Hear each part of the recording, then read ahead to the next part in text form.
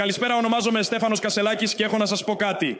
Όλοι ξέρετε ότι τον Ιούνιο του 2023 ήρθα στην Ελλάδα για διακοπές. Όπως έπινα το ποτό μου στο Super Paradise, αφού πρώτα είχα κλείσει ένα 8ωρο στο Jackie O, με έτρωγε το χέρι μου να ανοίξω ένα short στο Καρντάνο. Κατευθείαν άνοιξα το Twitter και είδα να μιλάνε όλοι για κάποιο πρόεδρο και ότι έχει PNL σταυροβελονιά. Πήρα κάποια τηλέφωνα στην Goldman Sachs και βρήκα το Telegram του και αμέσως του έστειλα μήνυμα. Το ίδιο βράδυ. Μιλάγαμε 2 ώρες απλά για να μου εξηγήσει τι είναι το Reversal Head and Shoulders.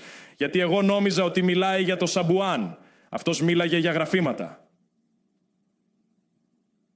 Ο Τάιλερ δίπλα στο κρεβάτι είχε ζηλέψει πάρα πολύ γιατί ο πρόεδρος φαινόταν αλφα μέιλ.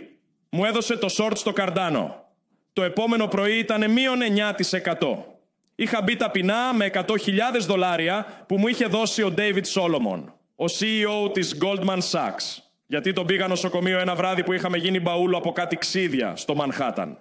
Είχα βγάλει αρκετά λεφτά και ήθελα να γίνω και εγώ πρόεδρος. Μίλησα με τον πρόεδρο και μου είπε ότι μπορεί να βοηθήσει. Σε 4 εβδομάδες έκανα rug-pull όλο το ΣΥΡΙΖΑ. Τράβηξα το χαλί σαν τον Αλαντίν. Έγινα εγώ πρόεδρος και όλοι οι token holders φύγανε από το κόμμα. Οι συμβουλές του Προέδρου με έκαναν μάγκα. Θέλω να τον προσκαλέσω σε ένα δείπνο, εγώ, ο Τάιλερ και οι πυρήνες του Πασόκ. Θέλω να κάνουμε το κόμμα μου το πρώτο κεντροποιημένο blockchain που όλες τις αποφάσεις θα τις παίρνει ένας κόμβος. Εγώ. Πρόεδρε, σου μιλάω σαν πρόεδρος. Μη μας κάνεις rug pull. Εσένα εμπιστευόμαστε.